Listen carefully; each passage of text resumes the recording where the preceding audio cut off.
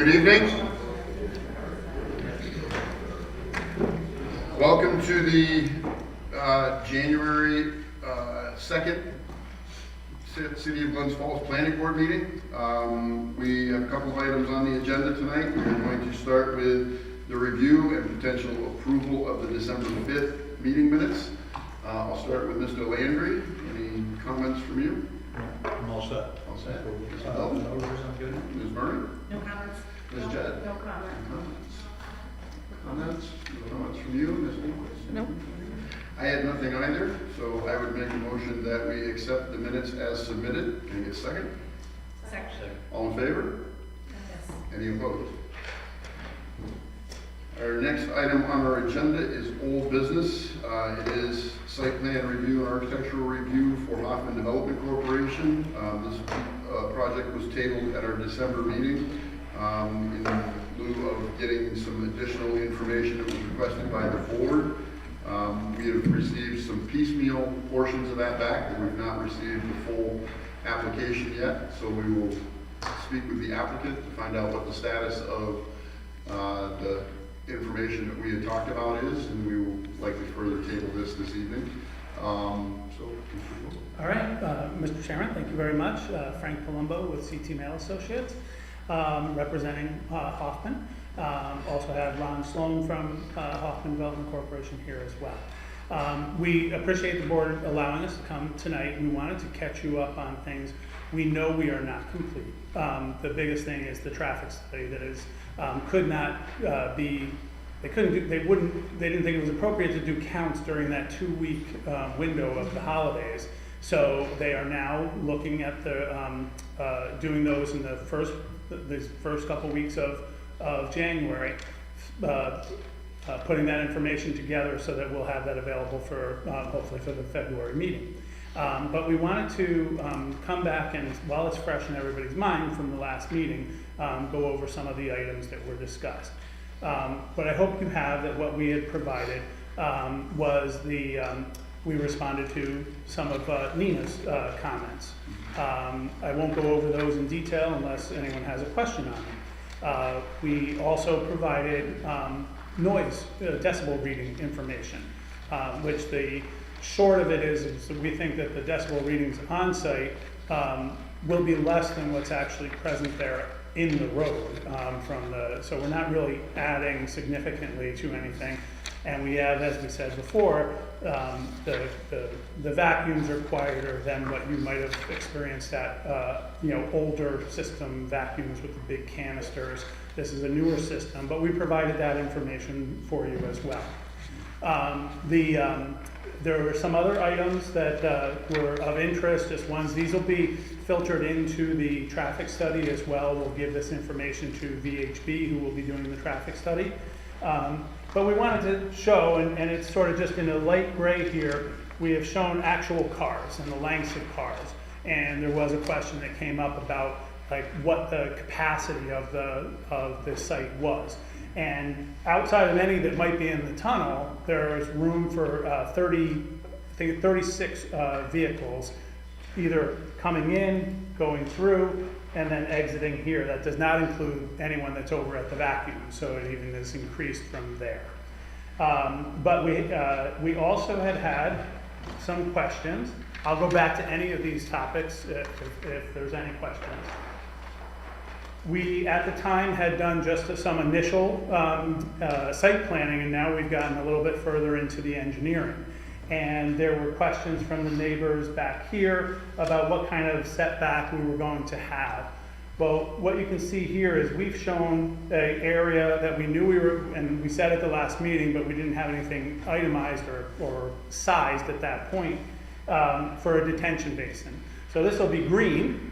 But it will be a detention basin. But it's still at its closest point here. It is 27 feet here, far more over here. So at the very closest point. We, Hoffman's has stated there was some, well, do they want to leave the trees that are there or maybe take out some of the scrub and plant some others? We can work on either of those. We're not, we're more than willing to work with the neighbors on what the best plan for them is. and what the board also thinks.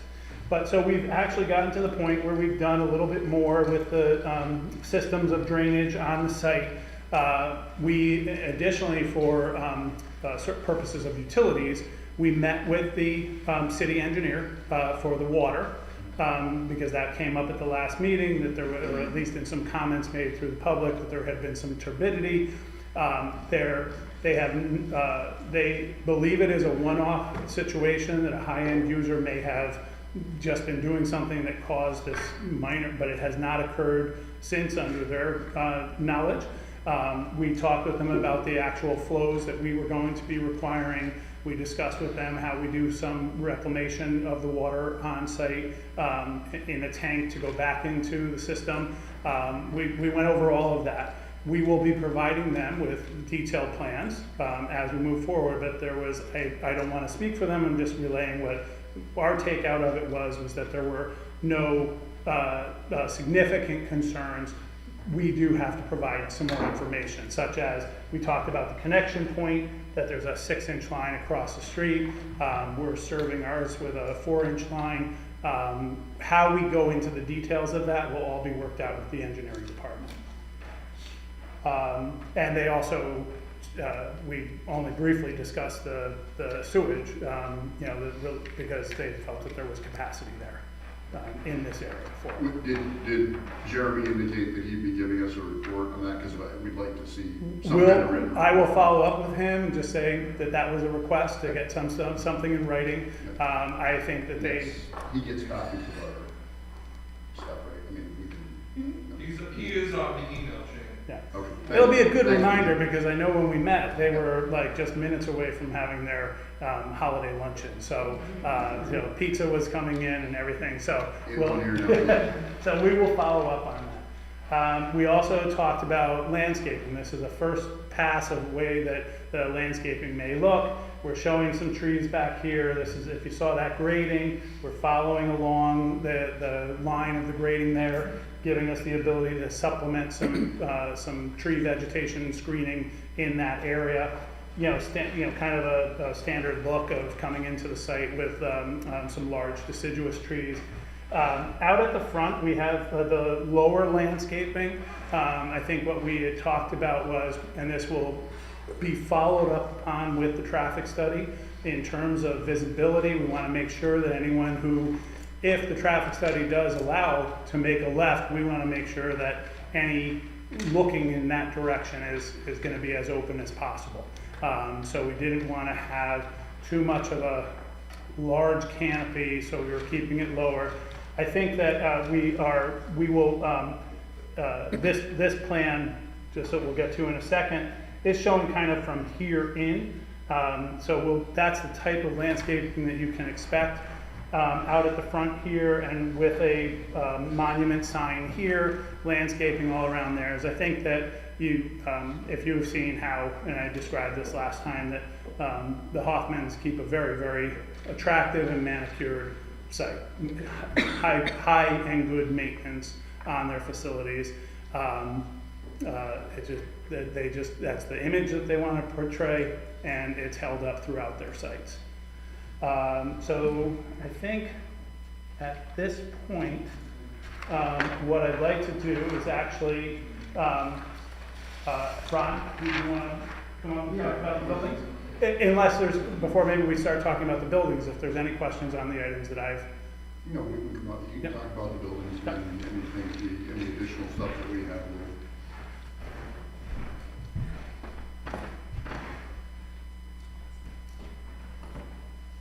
So again, I'm Ron Stone, Hoffman Development. At the last meeting, the topic came up about red brick versus what we're showing. So this is one of our car washes in red brick. And we moved away from this in 2017 to this design. And since 2017, we built 12 stores using this color scheme and this basically architectural language. And we retrofitted stores just like this on 5 occasions. So we started as a company with red brick. And what we found, it doesn't weather well, it just doesn't age well. And so we've gone through a process of going back and basically turning these stores into looking like those stores. So we wanted to show both to the board tonight, and we know there's some comment about can you use red brick? I guess technically the answer is sure we can, but we just think this is a better look for the town. We think it's more modern. We think it still keeps with what you guys would like to do in this part of the area. So we'd like to show you both, and if there's any comments or questions, we thought this is probably better than just talking about red brick, so we actually have this little photographed. It's the one in Del Mar. Okay. Okay? Very good. I will start with this and kind of go through. I know that she had given you a list of questions, and we did get some responses to those, but we'll see where. And one of them related to the brick, but I guess I'll address that first. And I do see the difference between aged, wet, weathered brick and what you're showing there. And maybe it didn't, I know there were mentions of brick by the board. Maybe it doesn't even necessarily have to be brick. Perhaps one solution is looking at, since you're using a split face block, looking at a reddish color. But I don't have an issue with that color scheme that's there. That was not necessarily my priority. I just want to make sure that gets addressed, though, since the board asked about it. And then some of the other items, you mentioned, I think we already talked about the fact that we need just a complete sign package, and you guys said that that's in process, so we'll look forward to that. And then we asked about the window frame and trim colors, and the response was white, and that's fine, just sort of looking for the complete color scheme in general. No comments on that. The dumpster that's right on the street there, so you guys responded and said that was going to be in the same block that you're proposing for the facade. And my only thought was, I think there was a big chain link enclosure, and you said you would use the green, maybe the vinyl slats in there, and I was just wondering if maybe that could be a more neutral color, because sometimes the bright green, there's nothing else there that is, and it's going to be super visible from the road, so perhaps something that's a little bit more in keeping with the palette that you've got going. I think I asked about the color of the overhead doors, and those are going to be translucent, which makes sense and is fine. We were looking for lighting information, and I know that that's still in the works. Okay. And will that include sort of taking a look at what hours those lights, especially for the back employee parking, are on, and kind of in concert with your landscaping plan, thinking about the So in the winter we close at 7, in the summer at 8. So we're basically closing at dark. But yeah, we need all that. And we have, in the past, have set the timers to go off some period of whether it's 15 minutes or half an hour after closing, just giving everybody, if they went through and then we're at the vacuum, everything closes out at that point. Yeah. So we'll just look for that package then. And I think those are the main comments that I have, other than the fact that we're just sort of waiting for the rest of the information to come in. Okay. Mr. Lampier, I'll ask you, with the information that we've been supplied thus far, has that triggered any additional questions on your end? Anything that we... No, not for what we have to this point. The decibel readings and so on, they seem to be pretty minimal in my opinion. So I think just following up on the rest of the reports that they're going to bring to us, I think is going to be more paramount and more questions at that point. Ms. Andrews? I wasn't here last month, so I missed the show. But I did have some concerns that I would like to voice, but I don't know if you've already covered them. So one of them was that it's general commercial in auto sales and service, which usually has 1 car at a time, or maybe 3 cars at a time, not 30.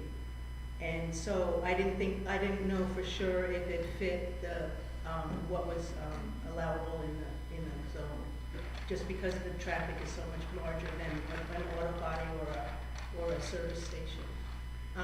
That was the first one. The other is related to, it was equated to the Moreau store, and the street is much different, and the parking, or the entrance and egress is much different, the traffic flow is much different.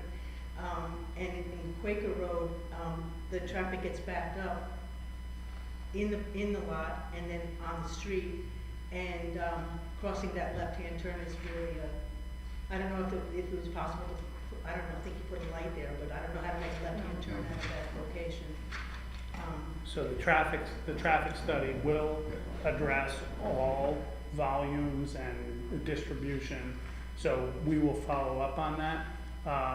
You are absolutely correct, different road systems, the Quaker Road compared to Broad Street is obviously different. And even Route 9, a little more free-flowing there, but they do have a traffic light at that Right. point, which was one of the reasons they were able to choose that site. And it does function well that way. But we think the traffic study will either tell us what we are thinking that we'll be able to accommodate the flows, or it will come up with some methods of mitigation that we might be able to propose to the board. Would that be a right-only exit or something like that? Something like that. We're still going to be advocating for the left, but the numbers are going to be what tells us. If it just doesn't work, the right out only might be the type of situation. But we also, as we spoke at the last meeting, we want to make sure we're not causing other systematic issues by all the cars turning left and then making a decision which way do they go from there. So we have a very high quality traffic engineer looking at it, and we'll give you the results of that at the next meeting. Great, great.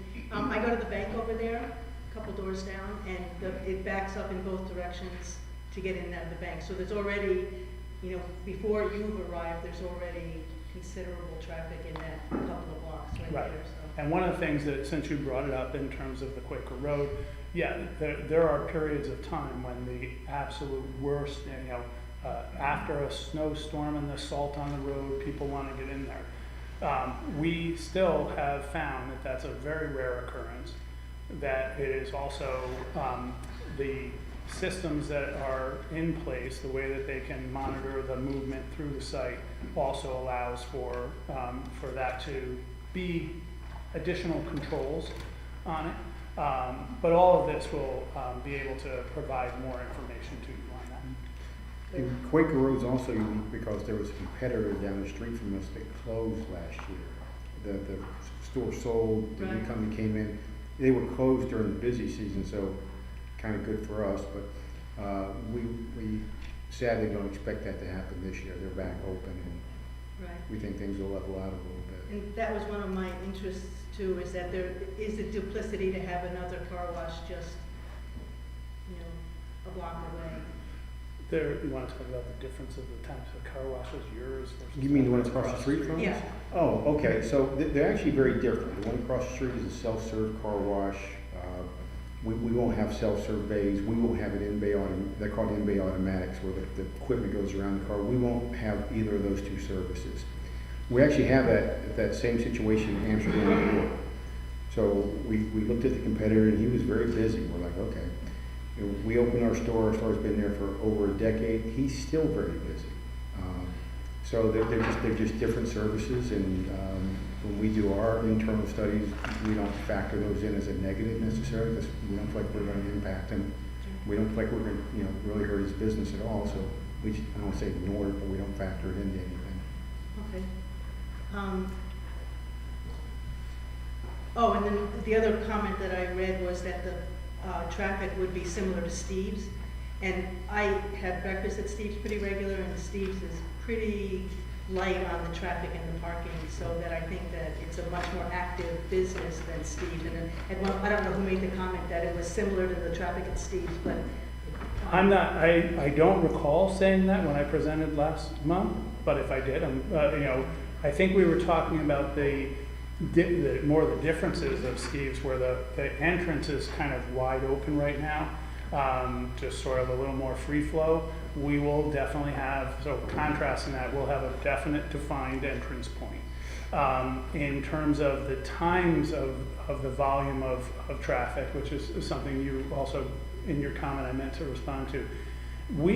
Hoffman's has a very historical record of the usage at their facilities, the peak time periods and the off-peak time periods. And the off-peak time periods are generally when the road is at its busiest. So when that backup occurs, I happened to be there on Friday afternoon. I had stopped in at the Hannaford and I watched as things started to back up. So holiday week and a lot of people going into the store. And I just watched it for a little while, and yes, there was a backup there. But our peak times are generally not that. And the other thing that they have seen and witnessed in their own is that people will go more when there is no backup. Because you're going to get it done, but it's not like it has to be done right at that moment. So it's not like you're going in for a ticket for a movie or something that has a time element to it. So if people see that it's that backed up, they will choose to come back at another time. And that also, unlike Quaker Road, one of the issues with Quaker Road is people feel more comfortable in that wide shoulder lining up, whereas they would not feel that comfortable here. So they would more than likely bypass and come back at another time. But the peaks of the usage of the car wash are most generally, off the peak of the road system itself. Like if it's crowded at 5 o'clock because everybody's heading back out of town or into town at that time, it's just generally not our peak time. Like we don't open until 9? 8, okay. But that a lot of cars are already in their morning commute at that point in time. But it's not a peak time for people coming in for us. Okay, thank you very much. Answered all my concerns. Ms. Keller, any further? So my biggest, well, not my biggest thing, other than traffic, landscaping, other things. The comment that I want to add is that I don't think it has to be all or nothing as far as red brick. Like I think that because there's the building, why am I blanking on it? The apartment building, Broad Street Commons. They did brick on the bottom part just as a way of kind of merging in with the city with a brick development. So I just wanted to add that. So can I clarify, are you saying red brick or red split face? Do you want really brick or do you just want it red? No, what are you thinking? Me? Yeah, because I know. I think we have a lot of red brick in the city, Yeah. and including the car wash across the street, which it's very pretty. I think I see what you're saying. That looks obviously better on the left, but I don't think that fits in as well with a lot of the other architecture in the city as red brick. If you look around it, there's a ton of red brick, and so I think if we could incorporate it, I agree, it doesn't have to be all red brick, but I think incorporating it would be nice because you're right at the entrance to the city, and it would match better. It would, like Walgreens has red brick, Broad Street Commons, well now, like that, right, that consistency. So like on the bottom where you have the dark gray, to have potentially red brick of some sort, or on the top.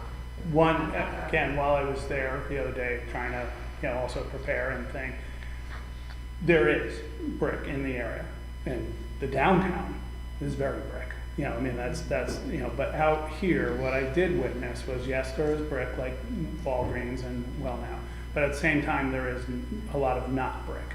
It's kind of that mix, that blend as you are going into the city. It does not carry out like the downtown core, the Toyota, for instance. And next over near the Toyota, then you have Broad Street Commons, which is all brick. So I think the variety at that area, rather than forcing brick into something that we think is actually going to be a good, attractive building on the site. Not that brick couldn't be, and we'll have further discussion on that. But I don't know that this area is a brick all or nothing type of place. I think the variety is not bad. Just an opinion. That's my piece. No, obviously the traffic study, we'll look forward to seeing that, but I do agree with her, and I think incorporating it would look nice instead of having a totally different style. And I do understand, I just think if you could incorporate it, I think it would be a nice continuity, because we do have this old school, the Broad Street School, you have the Glens Falls National Bank, you know, there's a lot of brick going on that corner, so I would agree with that. That's it. Mr. Bowden? So, again, the traffic study is gonna have a lot of answers for us. The numbers on, I think I have done my own research and found out a few of the answers, but hearing from the actual water department on what's going there is another thing for our city, so we know what's going on. The jobs thing, and obviously the people that have that diner, it's up for sale. So something else is gonna go there, whether it's you guys or not. Is this the right fit for our city? With the traffic and everything, we're gonna hopefully find out those answers with the traffic study. Obviously there's people here that are gonna voice their concerns. I think most of my stuff is gonna be, with the traffic study and the water department. So, one question I think Mr. Landry's gonna ask you to talk about, so I'll let him ask that. So I don't have anything else. Mr. Lee? Okay. Basically, the way you presented it tonight, your part of my traffic study concern, I guess, has been answered, because it's like you said, if the traffic's all backed up out there, I'm not gonna go get a car wash, I'm gonna go get a car wash on the track. So, I mean, that kind of made some sense to me. Made a comment about no significant concerns with the city, and I guess the word significant, it's still pending further discussion, studies and things. Absolutely. We had that initial first conversation so that we could explain what the site plan that I had up there, what the intent was, the volume of water that we intended to use, how we were doing, all the macro scale level of it. Right. And they did ask, that we'll get them more information as we continued along. So we will make a direct follow-up with Jeremy, and I'm sorry, I can't remember the other individual's name that was there. I think he was Bill Moore. Bill Moore, yes, thank you. We will be back with them, and we'll make a point to have more correspondence with them before the next meeting. Okay. I've driven up there a couple of times. You mentioned about the buffer area, 27 feet closest with the retention pit. I'm kind of curious to hear what people say tonight, because I know one concern that I would have is it gets dark earlier towards the winter, that as cars are coming in there, you've got headlights that are going to take and permeate back to the houses that are on 3rd Street. That would just be one thing that I'd like to hear more about. You mentioned about the decibel levels, that that basically the decibel levels will be no more than what the street provides now, per se. Yeah, the vacuums are actually very quiet, and we Right. sent all from the manufacturer, all of their studies to the board. I think the board has it. So we've had that question before, and yeah, I've really you can stand next to the vacuums and have a conversation. I'm saying the vacuums, the producer, the actual vacuums themselves, there's no motor, so the producer sits away. We have it in a corral, and we stand next to them all the time when we're on properties and just have regular conversations. So it's like a central back where you've got the motor over here Yeah, and all that. that's exactly what it is. So it sits away and. And that's what sits also in a enclosure, so that it's a 3-sided enclosure where we have the open side directed back in towards the site and not out towards the neighbor next door. The other thing was, because it did come up with some of the comments that I know got out from the response to the newspaper article, not only is the noise, is consistent with what's out front, that's where we have everything. Right. So those neighbors in the back, the neighbors on the side, those are the quietest parts of the site in actuality. So we've had the experience at all our sites, and we do everything we can. You're mentioning of the headlights, just Yeah. had that at another site where we were talking about it, and we were able to put a fence so that it was very, very clearly the mitigation for those headlights, not just randomly placed on the site. Okay. I mean, you mentioned as far as the lighting, I think anybody's concern would be the spillage to the adjacent properties. And like I say, I know just from my career, because up until 3 days ago, I ran a commercial lighting division for a company. That could be addressed, different type of lenses and things like that. And then one final thing, and you mentioned Amsterdam a couple times. When I think about Hoffman's, I think about, like Route 9, Quaker Road, Route 50, Central Avenue.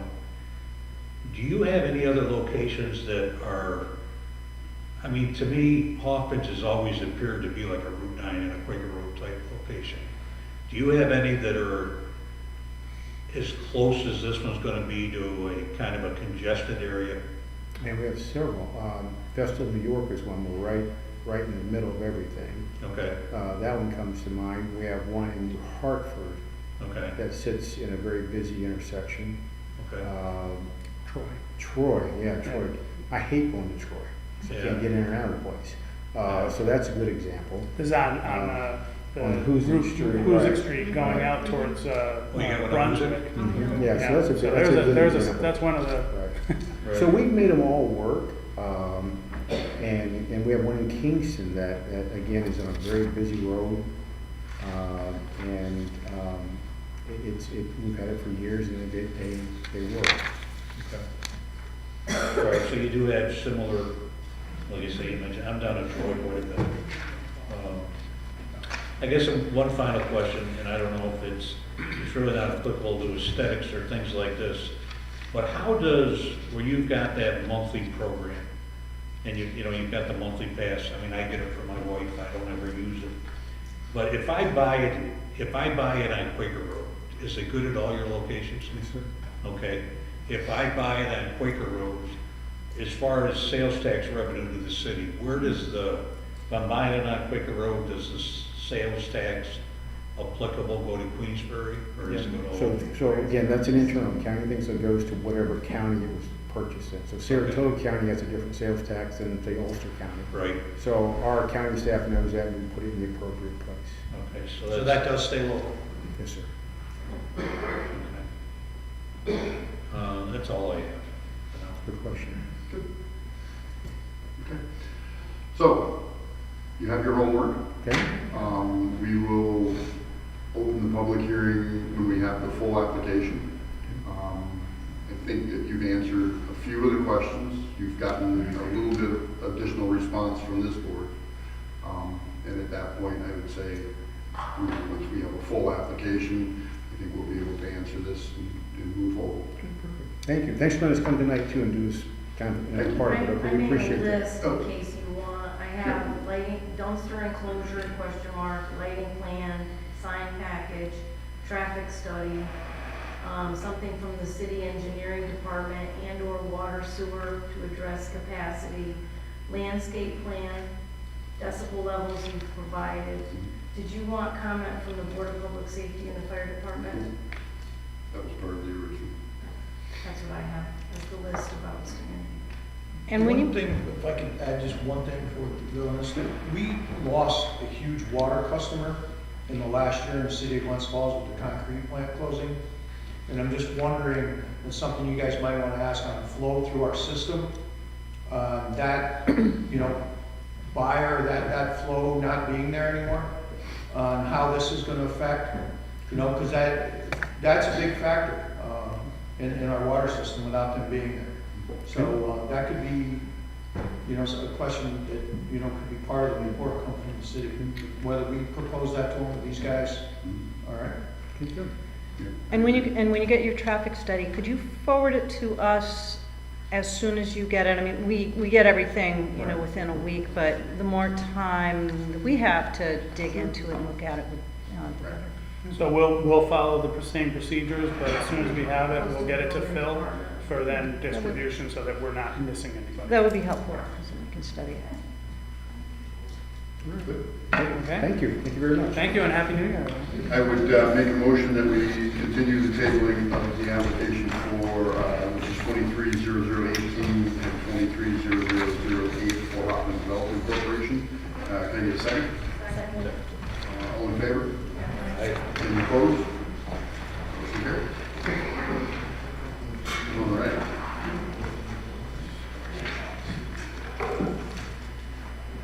The next item on our agenda is a sketch plan review. Sketch plan review 23-0003 pursuant to City Code City Code Chapter 220, Section 27B, subsection 2. 10C's LLC applicant representing the owner, South Street of Dreams LLC, of tax map number 309.28-20-2-10, commonly known as 72 South Street, seeking sketch plan review and approval, sketch plan review to open a cannabis dispensary at this location. Is there someone here to represent the application?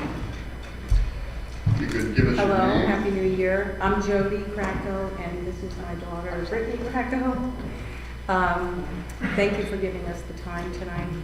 My family and I own 3 businesses, Dairy House down in Saratoga, Doggy Play Care down in Saratoga, and the Ice Cream Man in Greenwich. We have been given an opportunity to open a cannabis dispensary. We are looking at Glens Falls to open. We have found a location at 72 South Street that is attractive to us.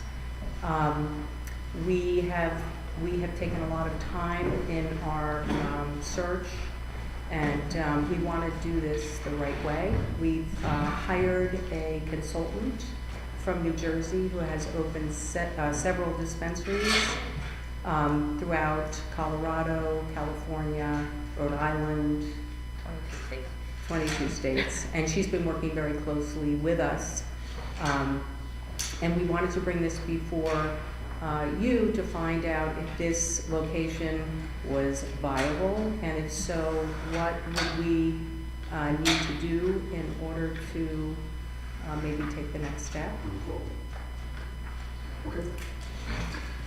I will start with, Lindquist, our architectural consultant. She has done some review of this and has some comments that we all have. And we'll let you go through your comments. Okay. Actually, I'll start with, since this is preliminary site plan review, traffic. I know that anecdotally from talking to people, I think the dispensary in Schenectady, Upstate Canna Company, when they opened, there was traffic backed up down the street for weeks and weeks. And this is an entrance corridor to the city. Sure.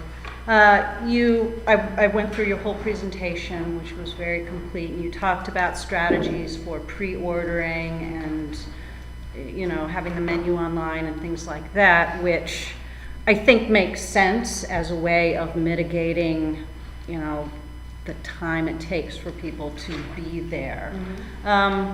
So let me just back way out. My first thought was, you mentioned potentially 15 employees, but there are 2 to 3 spots on the site, parking spots. So those people will be using parking spaces downtown. Not that, there are other businesses as well downtown where people have to find spots. Not a lot. It's usually, customers who do. So then the next question is, in terms of your customers, Have you thought about a way to perhaps approach, there's a big parking lot at the old Rite Aid building, see if there's some sort of an agreement that can be reached there? Because there is no on-site parking whatsoever for your customers. Go ahead. That was my concern too. And we have spoken to the owner, and he is willing to rent us parking spots. I have not taken that any further, obviously, because we want to meet with you first. I do just want to add, we will have 15 employees total. We will not have 15 on. At a time. At a time. Also, the traffic in Schenectady, as of right now, there are 3 more dispensaries open that were not open when Schenectady opened. There's one in Rensselaer, there's one in Albany, one in Amsterdam just opened, and so all of that traffic also was coming in to Schenectady because that was the only one in the general area. And I know the North Country is a little further, but those weren't open either. Now there's 2. And you guys will be 3. the only ones, you'll be the only show in town for a Yeah. while as well. I mean, my gut feeling is that once people understand how the ordering system works, things may fall off a bit. But my concern is, I mean, even when the Taco Bell opened up this was years ago, on Glens Street, there were cars stacking all the way, it's something new. So I think that that's just something to think about. It's a concern. As far as my other comments go, I guess, can you tell us what you think the hours of operation will be? That is something we also wanted to see what you guys would be open to as well. Our original thought was 10 to 8, and then on the weekends 10 to 10. We would also be amenable to change those hours if you felt that was not appropriate for Okay, I mean, I don't. we are willing to obviously work with. Right, The right. city is very important to us, and making sure that we have a working relationship that everybody is comfortable with. And we do know it's the first one in the area, so it is, we have to kind of be willing to have a. Flexibility. Thank you. Flexibility, yes. Not easy standing up there. You're doing great. Deep breaths. And again, I know this is preliminary, but if you move on to the next step, we want to know about what kind of signage you would like to have on the building. So the state is very strict. I know we kind of think smoke shops immediately with the big neon signs, and that is not, we are not allowed to do any type of neon signs or colors. Anything that would appeal to children is strictly prohibited, so it would be very basic white sign with black lettering, simple font. Our windows would be frosted. We're really not allowed to put big marketing in our windows. Even the logos we may be able to put that on the window, but they're not allowed on the sign. It has to be very simple, just basically as boring as can be. That is what the state is mandating. So you guys would, anyway, you would submit a sign package Yes. to the board? Okay. Are you going to put a dumpster on that site? Do you need that?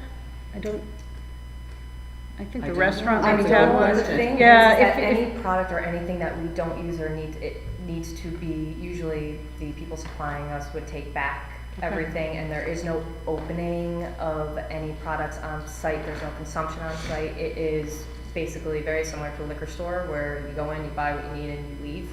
So as far as, maybe boxes that come in, but we would recycle, and we would have means to recycle those. But if you felt that we needed a dumpster, that would definitely. No, I guess I was just asking, and and again, when you get to that point, if that's something that you'd want to show on the site, I would think, and just show where it is. We also, in the article, in the Chronicle, it was stated that we were looking to open a lounge. We are not looking to open a lounge. I just wanted to correct that.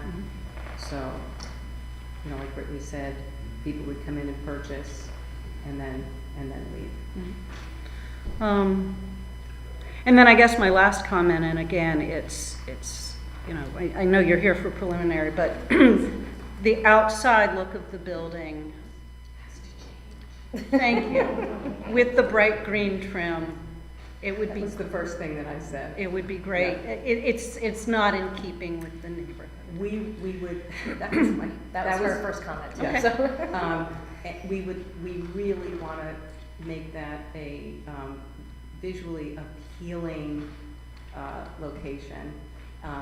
People are driving by, I drive by, I drove by it tonight, I was like, not my favorite color. Okay. However, we do want to make it as clean and attractive as possible. Okay. So really, my main points are, you know, the traffic and then the hours of operation and how people feel that will impact the neighborhood. And we're willing to be flexible with anything that is needed. We love some guidance. In truth, we would like to develop a relationship with the city so we can all benefit. And, you know, you put us in the direction of, and we're happy to do the legwork. Okay. Is that it? Yep. You good? Yep. Couple of quick questions before I open it up to the board. Do you have your license from the state already? Mm-hmm. You are licensed by the state already, so that's not a, I mean, No. are they going to look, is the state going to look at your final site? Mm-hmm. So that goes with, along with your approval as well? Oh, yes. Okay. Has any of that been started with them, or you're waiting for us? You're waiting to get some feedback here before you start working with them? We have submitted the address. Yep. Because sometimes it takes them a little while. So. Yes. The other things that we, as a board, would be looking for, obviously, we've spoken about the site plan. We want to see what your intentions are for any alterations to the site plan, you know, show where your employee parking would be if you do plan to put some kind of a, even if it's a rollaway. I mean, I know a lot of the downtown, you are in the central commercial district. So parking does not, you're not required to have on-site parking. It's, the parking doesn't go along with the CCD. So that's one thing that you will look at. But where your employees would park and what your plans would be for that.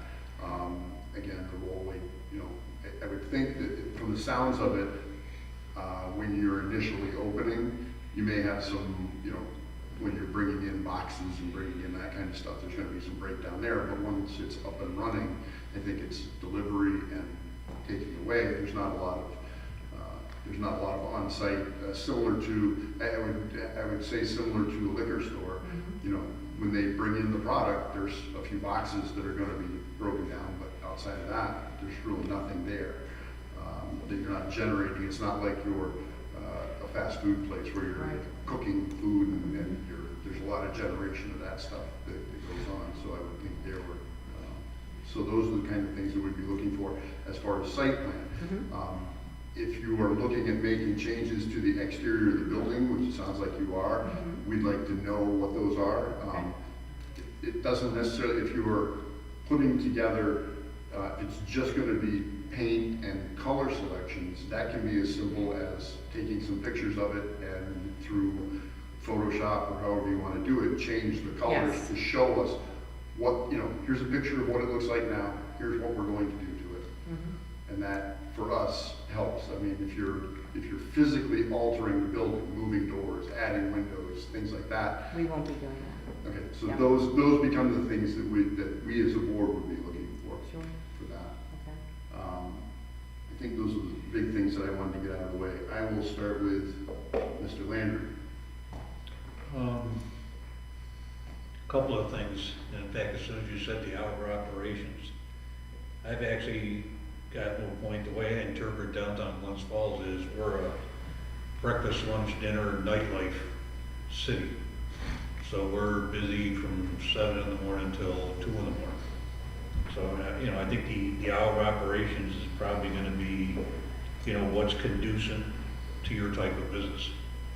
You know, like I say, we're definitely looking to, it just, I spend a lot of time downtown and I'm just surprised there's always something going on, you know, in the waking hours, and I don't know. The other thing is too, and I think, and it's just kind of a general question, but I think it's gonna help us understand and maybe the general public understand too.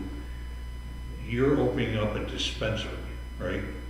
What was here previously that was up on Western Avenue, that was up on Route 9? B-Mills? Uh-huh. B-Mills, the illegal dispensary, the Well, that's state just shut a- down. Sticker shock. Yeah, Yeah, sticker shock. yeah. I know it was a sticker shock, but I mean, That's not. how is yours different than that? So all of our products are lab tested by New York. They are C2 to package basically. So everything that we have can be tracked right back to the plot of land that it was grown in. It is tested for heavy metals and pesticides and all the what's the word I'm looking for? Inconsistencies, I guess, that you Right. would, all bad stuff that people add to the product. It is all tested, and if there is even a hint of it, it gets sent back before it hits us. So everything that comes to us is already been, the state has already. Oh, yeah, in fact, I asked that not disparagingly toward you. I'm No, just- and I the appreciate general the question. public, I mentioned this a couple of times, what was on the agenda, and the two comments I got back was, well, is this gonna be another thing that, they're there on Monday and gone on Tuesday? That We they hope agreed not. last night? I wanted to understand it in mind, but I'm sure you're gonna get asked that question. No, absolutely, and it is all New York grown, it is not Right. out of state, everything is, it has to be from New York. I mean, there are farmers as local as, Granville, Fort Edward, Saratoga, Yeah. they're very, very local, so, that We is who wanna we wish to provide- support. We want to provide education as well. Right. That's really important to me. No, To be honest, when Brittany came to me with this opportunity, I thought she was crazy. But the more I've looked into it, I am overwhelmed. If I can say, I went to a laboratory down in New Paltz and I was like, what? Yeah. I just couldn't believe what the regulation, they can track right down to the bucket. right, It's right, mind-blowing, but I'm so happy because in order to do this right, it has to be that way, right. you know? Well, it's actually interesting, because the type of business you haven't got to sell it to your customer base. You got to sell it to your non-customer base, when you think about it.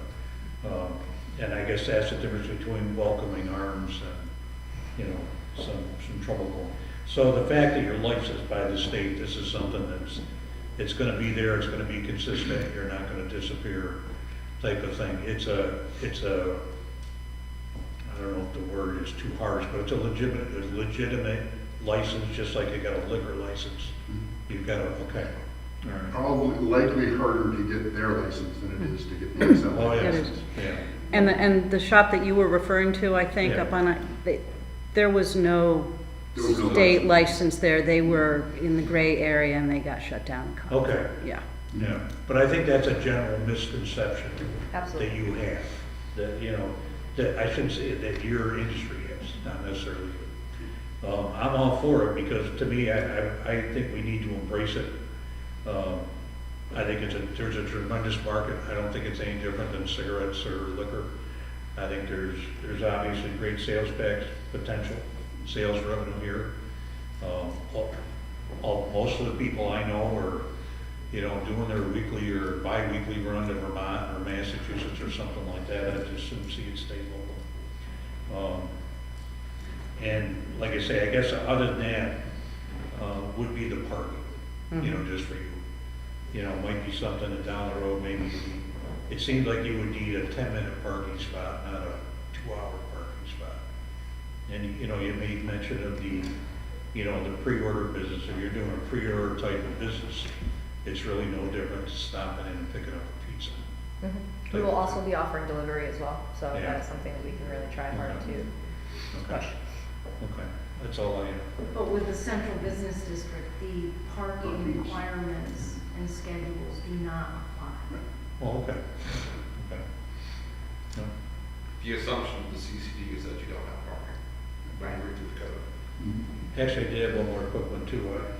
in my research of this, is there something about you need 3 secure doors? So you don't have, that isn't applicable? No. Okay. You do need, what they do check is that where you're storing it is secure and that there is a safe for the product. Nothing can be left out overnight, nothing can Right. be on the shelf. So if we display anything that actually has real product in it, it needs to be taken back, it needs to be locked up.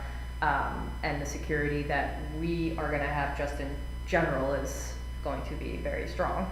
Yeah, But it is not, I saw something about that too. The state doesn't have, a 3-door type of, You have to have a written policy relative to theft, deterrence, and security, right? it goes all along with the security systems, and I mean, it's 24-hour surveillance, and everything also gets sent to the state too, so it's all very heavily monitored.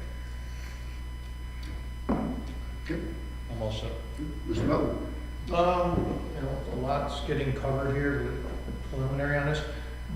I know for some businesses, and this is a new one with the state, and like you said about the sign, they put a lot of rules. Did the state mandate certain hours? Like, you know, Mr. Landry said, you know, downtown's open all the time, so you could be open at 2 a.m.? They kind of left that up to the municipalities to Okay.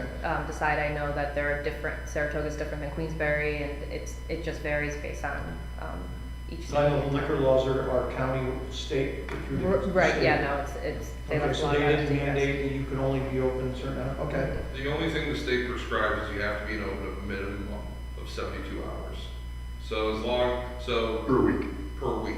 So the planning board, for instance, couldn't say you can only be open for 3 hours a day, 3 days a week. Right. But outside of that 72-hour minimum, the state hasn't prescribed anything past that. You talked about delivery. Is it like a liquor business where your business has to own the cars? You can't hire a bunch of kids with their cars delivering? I think each car has to, I mean, if they did use their own car, they have to be 21 or older. That's what we are But they don't mandating at mandate it least. that the business The owns car it? has to be compliant. Yeah. Okay. I just had a couple of just odd questions. Again, everybody's going out of state to do it. I worry a little bit about, the parking and traffic there. It's that corner. The building really doesn't have any parking. So, and I hope this business does really well, but I hate seeing it put a burden on everybody else in the neighborhood. But there's certain laws in the city that apply to this, so I guess that answers my question. Ms. Moore? Will part of your security be outside? Because I know, like the one in Lee, they intercept you before you even walk in the door. Like they have a whole thing outside. So is part of yours gonna be outside where they're checking the first layer of security? So you have sort of. We're gonna have a things going out vestibule, there? like a security vestibule as part of our plan for interior modifications. Oh, it'll be inside. it Yeah, won't and so it's gonna be a outside. buzz in, so they will not be able to go past the little security point. You get scanned in, it saves your information if the customer would like, but, it is, it's But not it's just- inside the building, it's not. It is, I mean, we can bring the Depending on scanning what we- outside if it's, yeah. the middle of winter. We're gonna take every precaution, with security, and we know what we need inside. But rest assured, I wanna make sure everybody is safe. And that was one of the first things that, when I was speaking to my oldest son, who is an attorney, I was like, it's South Street, we wanna make sure that everybody is safe, and that's, I think, the hours of operation also. I'm not sure we wanna be open when it's party time, you know? Okay. No, the rest of them were just questions that everybody else voiced. Ms. Judd? I don't have any questions. At this point? Okay. Ms. Hutton? I don't have any questions. I feel like we've answered everything. Ms. Andrews? I was concerned about it being in the central commercial area, just because it's, foot traffic is like the only way to get around. And you talked about having, or at least one of the indicators was something like 200 or 250 patrons a day. that's, more than the library, and they have like a whole corner. Mhm. I looked into a handful of the other ones around New York State that are already operating, and I don't find any that are in the downtown district. They're in a strip mall, they're in a mall, they're on the side of town, but just not in the central. That's my primary concern, is that all these issues are the safety and security and the lighting and the traffic and the trucks coming and going and the fire access and things like that. All those are exacerbated because the space is so small. And if it was at another location, it would kind of wipe out all those concerns. You know, I picture the movie line outside the door. Mhm. You know, you talk about going around behind the door, and that maybe one of our staff people would look at it. And I'm concerned about the safety and security of the people on the line and of the building. Mhm.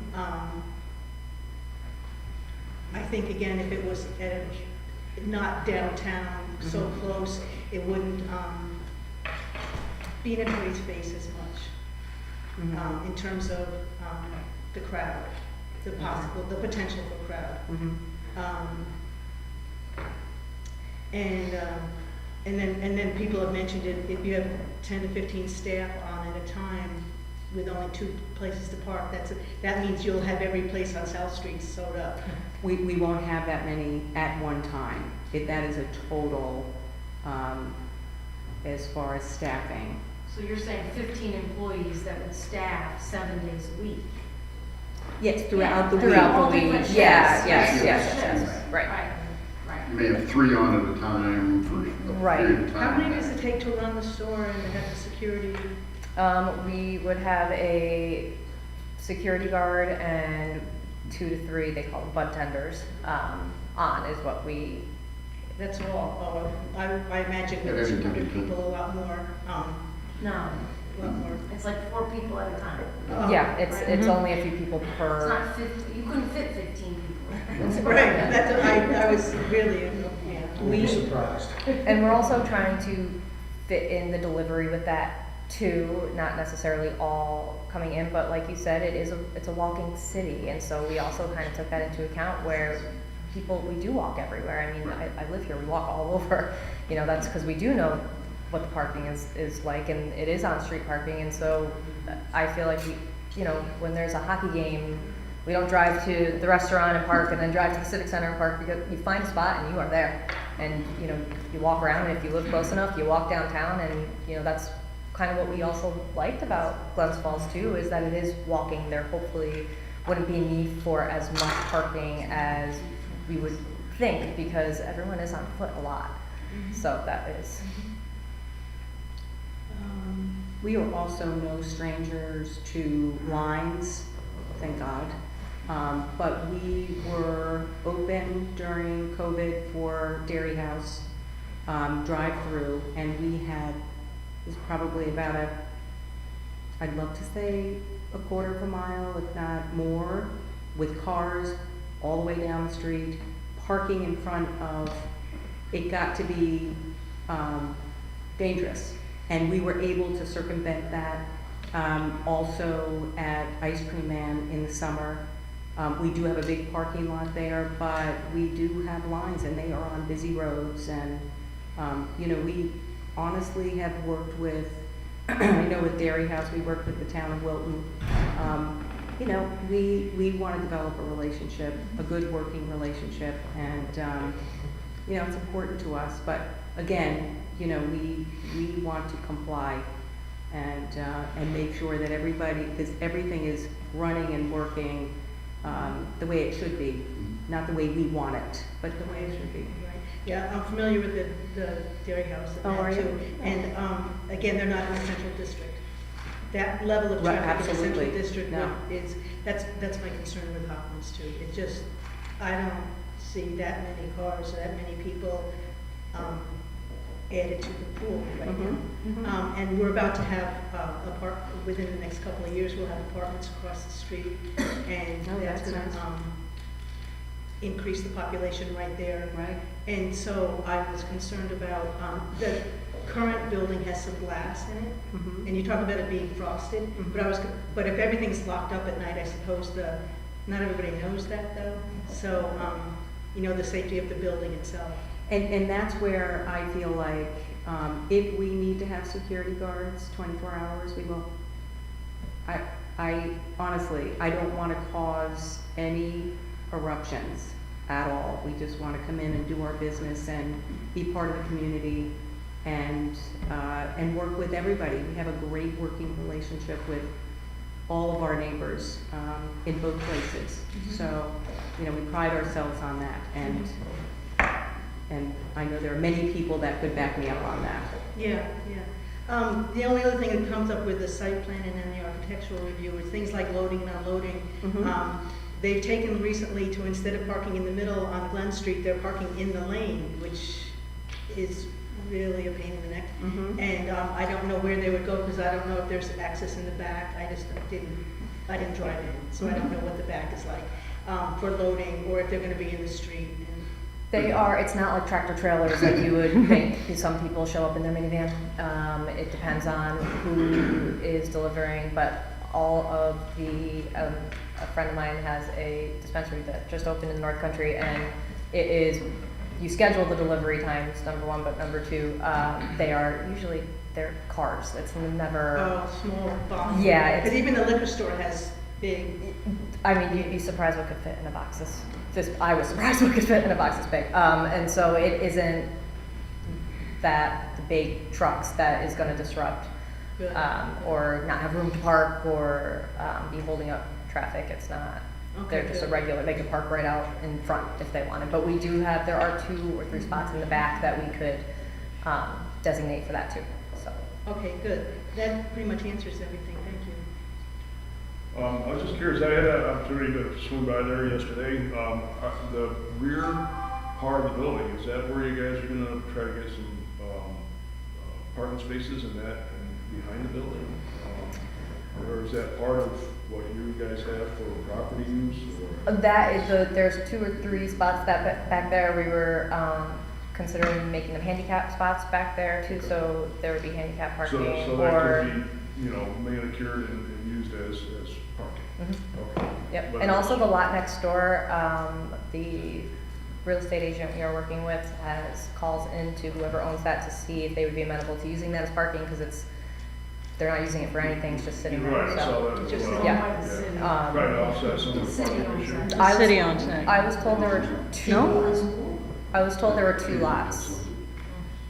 That the city owned one and there was a private lot, a private owner. And so we were trying to see what, we could work out with him, if anything. And again, like we said, the Rite Aid owner said that he would be, willing to rent us some spaces as well, so. And then, I believe that after your patrons come in and, you know, purchase whatever they wanted to, then they exit out the back door, is that what I'm understanding? Vestible's gonna be in and out, there's gonna be an entrance and an exit.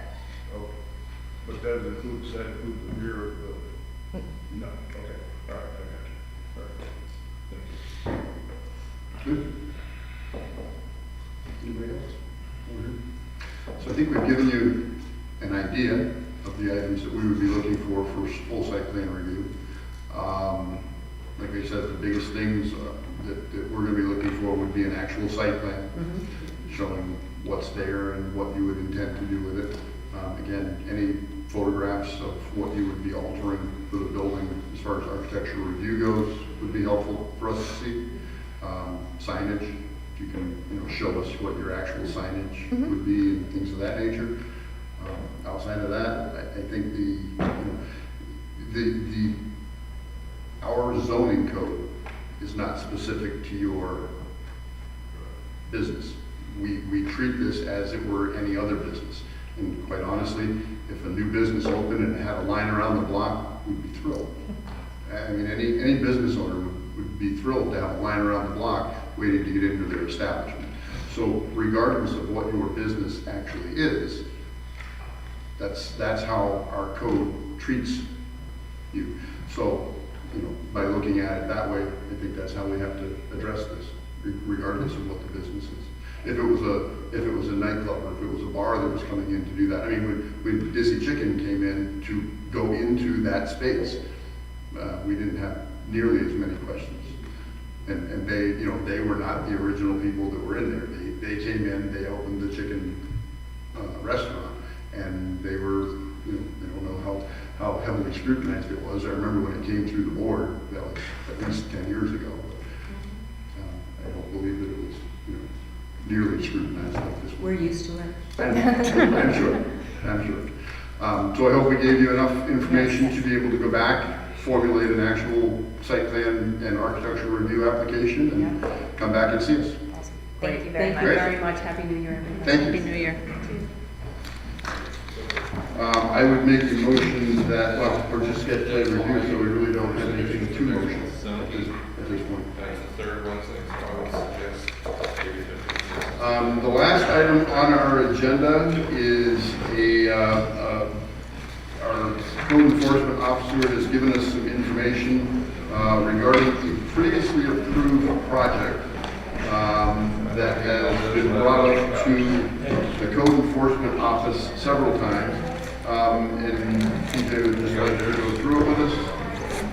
I have yours.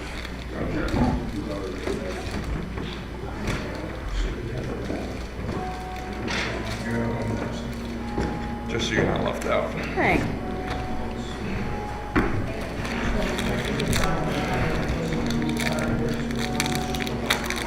Good evening, members of the board.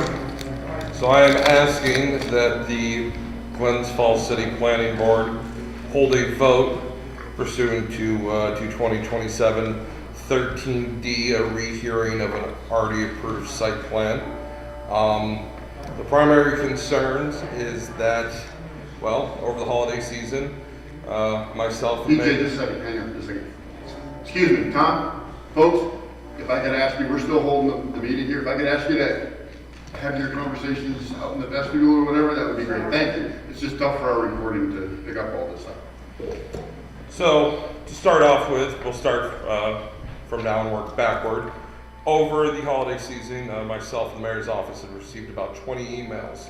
Now, I currently live in Saratoga, so maybe the weather was a little different in Glens Falls, but I don't remember getting any snow, or any snow even being in the forecast, and yet the business, which is approved to conduct business after hours in the case of severe winter weather, was open almost every night after midnight, videos, pictures. One of the problems that my office personally has with the original approved site plan is what is severe weather? What is severe weather to my great-grandmother would be trivial to me. And without a firm definition of what severe weather is, my personal opinion is it should be a declared snow emergency. If the mayor or if the governor has declared a snow emergency, then by all means, you know, prep the night before. But if we're going to get a quarter-inch of snow, I don't think that necessitates having a crew of guys working. While it is a light industrial district, it is a mixed district, and there is residential homes in that area. The other main cause of concern is 207 Maple, and if you look to the third page of the packet that I gave you, it shows the GIS, and I'll admit that the GIS map is not a certified and stamped and signed survey. It is a rough approximation, but you will see that I have labeled 207 and 211-13. Now 207 is the approved site plan for North Country Snow and Ice, and you will see that the large building there is in the entirety of 207. Further on in the packet, you can see the street view images, and the ones from 2022, the most recent ones, show a Jersey barrier with a significant amount of cars, and between my office's own investigations and investigations done by the police department and the mayor's office, those cars don't move very often, and there's a strong suspicion that that area is being used by the auto body shop at 211, which again is not a part of the approved site plan for 207, which it's my own hunch, but I believe causes some of the late night work because they're not using the entirety of the site for the approved business there. There's an issue at 211. I couldn't find an approved site plan for that use. I did find a letter from my predecessors, kind of mirroring each other, one from 95, one I believe from 2000. And they're not supposed to be working on cars outside, which we have found them to be doing. They're not supposed to be selling cars out of there, and with the volume of cars there, I find it hard to believe that they're not selling cars out of there. And again, it should only be limited to 211 Maple and not on 207 Maple. There's been numerous police complaints. The most important one is repeated calls of people relieving themselves outside, urinating outside. With the original site plan that was approved, I believe, in 2014, this main building on the GIS map was supposed to be the facilities for the workers of North Country Snow and Ice. And I've heard from a lot of people, a lot of different things going on in internal politics on why 207 Maple North Country Snow and Ice is using that building. I can't substantiate any of that. I do know that there is a porta potty that apparently has been sitting out there for a few years now. So this crew of 5, 10, sometimes 15, 20 people working there are using one porta potty, and they don't have the facilities to use in this building. In the original site plan, in the minutes, it was stated that, well, right now we're doing a little light rehab in the building, so it's closed off, but it'll soon reopen. And as far as I can see, not being here in 2014 or 2015, it doesn't look like they had used that building very often. And at this point, it doesn't appear that North Country Snow and Ice is using that building for anything. So my office feels that there's been significant changes to the original approved site plan. And with the issues that it's causing the community, it definitely warrants a rehearing and a re-review of the approved site plan from 2014. Okay. Ms. Jeff? So according to our code, when there's a change in circumstance or new information with respect to a particular site plan application, upon motion initiated by any member and adopted by not less than a majority of the members, the planning board may vote to give notice and hold one rehearing to review any order, decision, or determination previously made with respect to the application. After such rehearing, the board, upon concurring vote of all members present, and provided that it shall then appear that the rights vested prior thereto in persons acting in good faith or in reliance upon the order, decision, or determination reviewed will not be subject to prejudice, thereby may reverse, modify, or annul its original order, decision, or determination. So if the board has reviewed what's been provided by the building and code department, there could be a motion to issue a notice to, is it Mr. Leo, who's still the applicant? I would assume so, yeah. I pulled their old site plan review application that I had from 2016, when they, I think it says SPR 1316, oh no, it was 2013, right? I know that the approved site plan was from, I believe, 2014.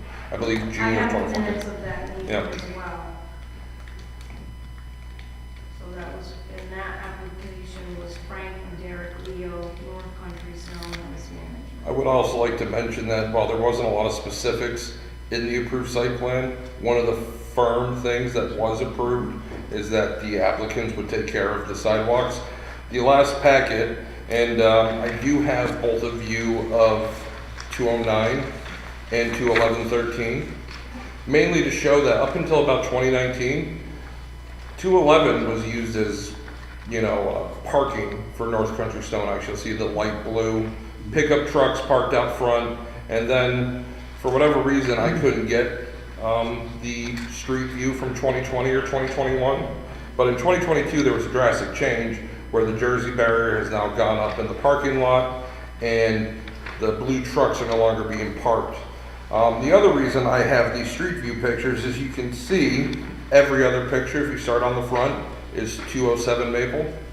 The sidewalk has gotten worse and worse and worse. It was resolution 46, and it was given approval with the following stipulations. The debris pile shall be removed more frequently in the future, and the sidewalk and associated apron be repaired in accordance with the code requirements. Yes, and again, you go there now and the sidewalk is a hazard at this point. I just want to clarify, are you talking about the barrier that's between 211 and the adjoining apartment? No, so if you look at the last street view, The one from 2022? or the second to last one rather, you will see that there is an orange flatbed truck. There's a Jersey barrier behind that splits that parking lot in half. And then the cars, and you'll see how it's coned off in the front there. Yeah, that's there in 2019 as well.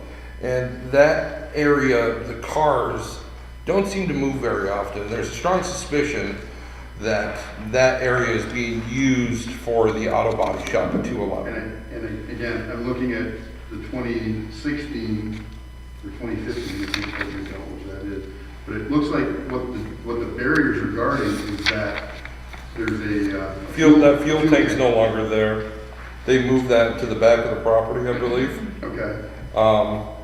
And like if you look at 2019, it's been moved further back. It's no longer perpendicular to the street, it's parallel with the street. To the street.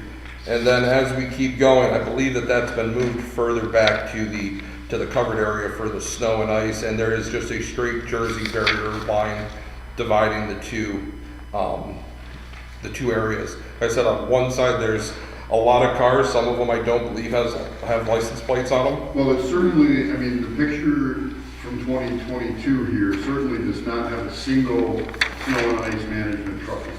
Yes.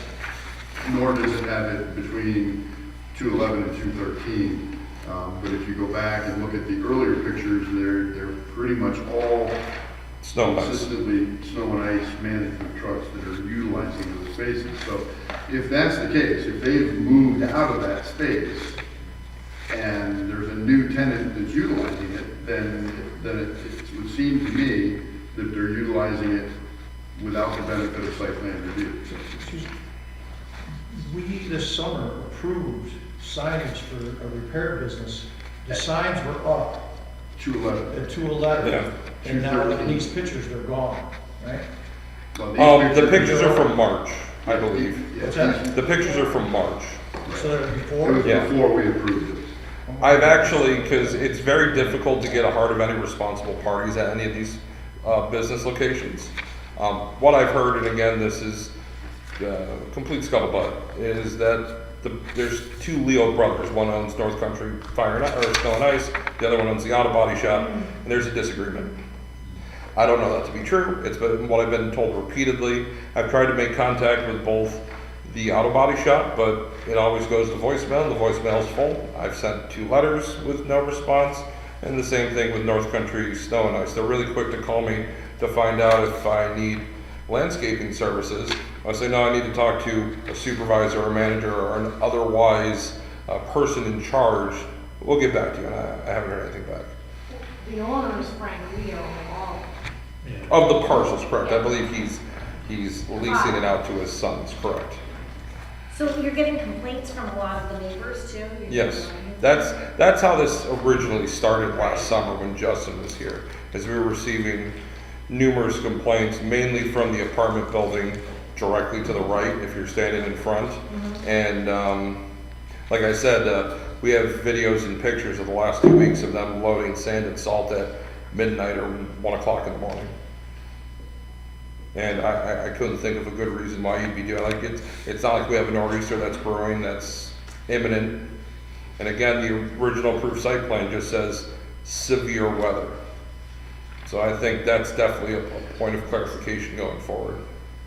But is there any snow management going on there? I mean, like, are they running out of that building at all? Probably haven't. The snow management? So the snow management, as far as I can tell, is only operating out of the right-hand side of the lot. So if you look, you have the sand bay with the pop-up tent. You'll see the blue trucks on the right side. That gray building is the one that we received most of the complaints from. And all of them are that they're working late, that's pretty much the Yeah, gist of it. I know that the property owner of the apartment building has come to us and said that he's lost tenants because they just don't want to be there dealing with them all hours of the night, you know. So, but primarily from what I've seen, is that the landscaping and snow and ice removal is only the right half of the lot, of the parking area, not even the entire lot. I know that one of the tenants that made a complaint had said that they needed to move a front loader that was behind all these cars, and they had to wait for someone else to come, go into the building, get the keys, move the cars, get the loader out, move all the cars back in, and then do what they had to do, which leads me to believe that they're either used cars that are being sold or they're customer cars either waiting on parts or waiting on repairs. Were there hours of operation in the site plan, the original site plan? No. Okay.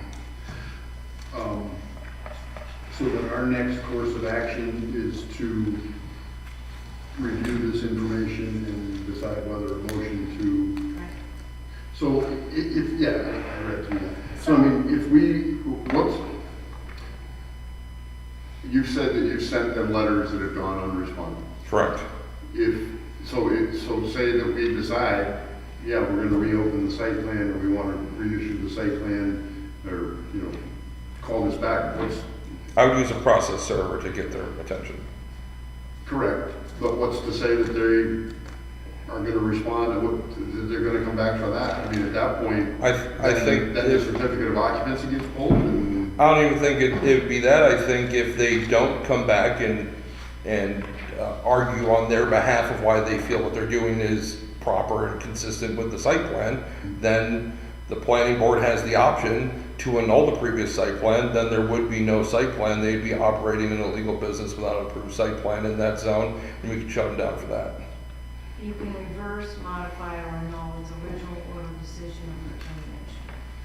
But is some of this, Phil, more enforcement? Again, You know, the sidewalk issue, it was part of their site plan review. Yeah, the They sidewalk had to issue- maintain- the main issue So here is why don't the. we bring a code violation for not maintaining their sidewalks? And absolutely, but the main issue here is the operation at all times. The police department had done a study. They had posted someone there for 30 days and found that 20 out of 30 days during the wintertime, I don't remember exactly what month it was January, February, and found that 20 out of 30 days that they were operating, and at no time was there a threat of snow or severe weather. And that, you know, the way the site plan was written, I have no enforcement option. It's really up to their determination on what is severe weather. So are you looking for the planning board, if we were to review this again, you would want hours of operation specifically and a determination as to when they could go Beyond. extended hours based upon some measure of significant weather? Yeah. Okay. If I may. Criteria for severe weather, what Yes. classifies that? You need What? like a fine line on it. Exactly. That's why I said my personal opinion is declared snow emergencies. I know that is a fairly high bar, but again, I think their stated hours before the site plan review was 7 a.m. to 8 p.m. I mean, I've worked landscaping before. You can get a lot done in 13 hours, so I don't see the need outside of those few rare circumstances where it is a major snowstorm. I believe that not only DOT, but I think the county, DPW also both have a criteria or a description of severe weather, so that could be an outlet to get some of that information. I wish I had thought of that because the amount of time that I've spent searching not only for a daily snow total, but even what a criteria of severe weather has I think been. they have a description. I'll talk to Tom and maybe even county DPW and see if I can get something from them. That'd be a good start. Yep. Is the issue noise and lights when they're working late hours? It's noise and lights. There's a lot of complaints of, just unruliness and lewdness happening. You know, it's a bunch of construction workers more or less, and they're just, they're right next to an apartment building and they have no mind to that. I mean, I know the city just passed a new noise ordinance, and I don't know if you can go after the required DOT and OSHA regulated backup alarms I because was that's gonna a say, safety they're all device. commercial trucks and they have backup alarms on them. You know, there is a mechanism under OSHA, I don't know about DOT, where you have a spotter and a flagger, and it requires 3 people to do it, but I mean, it's really just the fact that they seemingly flagrantly are out there at midnight doing things that could have been done at noon. When would we be looking to do this? I mean, a lot of this information just got to our board tonight. I got a copy If of it. you need more time, then obviously, this is the Would it- request of the, Correct. Would it be something that at the next agenda or the next meeting, we could make that Sure. vote at that next meeting? And, And then that would put us into March to get them, you know, that would, at that point, that would give you the ability to process serve them, say that we're, Yeah. you know, we want to re-review their, and then they would put them back here for March. and the other thing that is definitely to see if the 207 property is being used for more than just what was approved for North Country. Right. Snow and ice, it's like I said, trying to get that information has been, I think they probably are aware. Yeah. They probably shouldn't be doing it. My other question to the board would be, I have never found an approved site plan for 211 for the auto body shop. That I have no idea. So my question would then be, if the use doesn't change, but a new tenant comes in, because I know the tenant before the last one had been there a long time, are they then required to come in front of you, the planning board, for site plan review? Not if not if there's it's not. not a change not- in use. Right. I mean, you've got a letter from John Ward from 2000 and a 1995 letter Yeah, for it's, Tom's Auto Repair Shop. that business I believe was opened up in 92 or 93, and that's the one that closed, and I forget the name of the new business that's in there. But that opened, Well, there was the boat repair. Yep. The girl, the woman, Dawn's boat repair. Dawn. so there's like Upholstery. there's like 5 businesses out of there. There's the pool supply place that legally is still open. I never see any activity out of there. That's on the corner of 213. Mhm. The upholstery business apparently is still in there. Oh, really? I thought she. Yeah, I thought the same thing, but if you look it up, like it has an active phone number, and then there's the auto body shop, and then there's North Country Ice and Snow at 207. Yeah, you said there were Business- cars with no the plates? Business is Molly Coventry, right? I believe so, yeah. Yeah. And who's the partner of Derek, Leo, the son. Yeah. Yeah, because 211, 213 is technically one lot. They've been combined at some point. So it's 211, 213, then 207. All right, so then I think our homework as a board is to review this information that PJ has given to us, and to be able to show up to the February meeting and pass a motion, to present a motion. And any other information you need, my original report was 7 pages long. I thought that might be a little too much, so I kind of reworked it a couple times. I figured since this was a introductory sort of thing, I'd keep it light and sweet. Anything that you need, anything that I've spoken about tonight that wasn't physically included in the packets, let me know, I'd be happy to provide that. I am gonna ask Karen to make a copy of the Site plan site review plan review for North application Country and Snow the and minutes. Ice and the minutes. And if you review the minutes, by the way, Phil, You're in then. yeah, Attorney Judd stated her office was provided 2 more emails, one from Melody dated June 2nd, and it had to do with foul language Yeah. and mouths back then. Yep, So, this isn't new, correct. and I sympathize with the neighbors, but this is also a light industrial. That's the area. problem, that's the problem that we Agreed. faced, and we wrestled, I remember when they came in, we wrestled with it. Here's my problem with this, is I don't think that a landscaping snow and ice is even really light industrial. I think it's heavy commercial, maybe, but light industrial, you talk about light industrial, I'm thinking about manufacturing, light manufacturing. You know, something who's making widgets. Again, there's not really a lot going on site, Yeah. that's the problem. So, Most of their work, most of what they do is not on that site. agreed. And I think the crux of the problem now is just that they were basically given tacit approval to work at any time. Because we don't have a definition for what severe weather is. Right. So, Well, I mean, light industrial is wholesale storage and distribution, automobile-related businesses, warehousing, transportation, recycling. Yeah, And there's a fair amount. I mean, Perkins Recycling. lumber, yeah, light industrial. That's right across the street. Retail businesses, I mean, it fits all. Yeah, no, I know it fits It the doesn't zone. say snow and ice removal. No, I understand that. I know it fits what the allowable uses that are in the zone. I mean, you could build an apartment building in a light industrial, Right.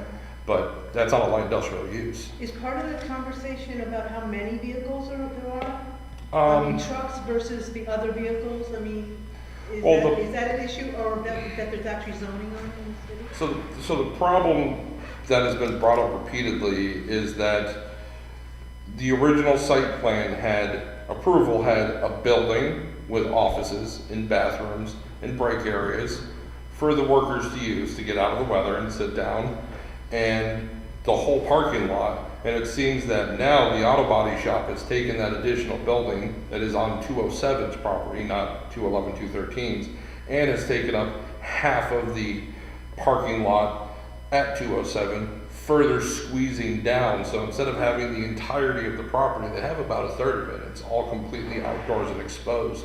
There is, in the minutes, there is a mention about a shipping container and the building, and I believe it was said something about they're doing refinishing work, painting, and that was holding the office supplies, and they'd be moving back in there. So with the original site plan that was approved, that building was an integral part of the business, and as far as we can tell, North Country Snow and Ice is not using that building any further. I think that would be something that we would want to review, Yeah. to make sure that. Well, they're using the salt storage shed. That's right. That's causing the problem. Well, yeah, the salt storage is on all the way on the right, would be what, the east side of the lot?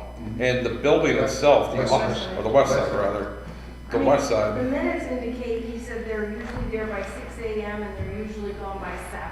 Yeah. The only time anyone is there 24/7 is if there is a good snowstorm. And like I said, there's something about the shipping container, and it was said that I thought I grabbed the minutes in the approved site plan, but I left it on my desk, trying to make sure everyone had the packets. That it was just for refinishing of the building, and they'd be moving back into the building as soon as the paint is dried or something along those lines.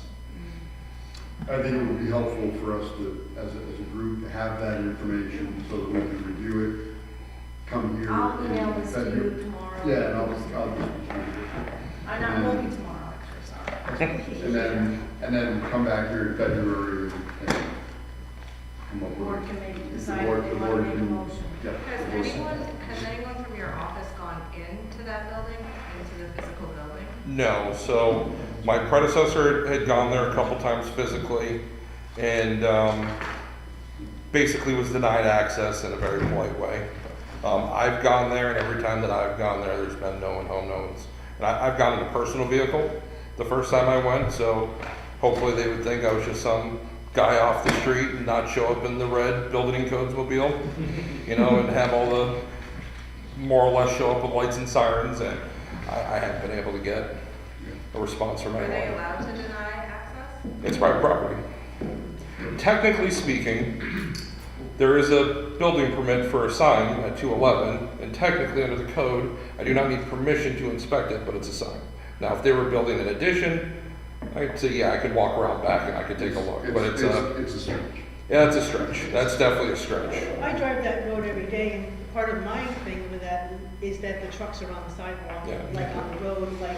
I think that's the double problem park, with and- losing and they're there the parking lot, you know, part of that parking lot to the automobile, Well, the auto repair shop. They use the other side of that street also, not Maple, but this building, and whatever the address was, they're on the corner, but they have all kinds of vehicles on Yeah. the next block. Yeah, That's completely different. Yeah. That's it's services, them. that's services Yeah. unlimited. Unlimited is also Leo. Yeah, so it's out there. yeah, he owns that whole corner basically, both sides. And that Leo fellow owns the whole.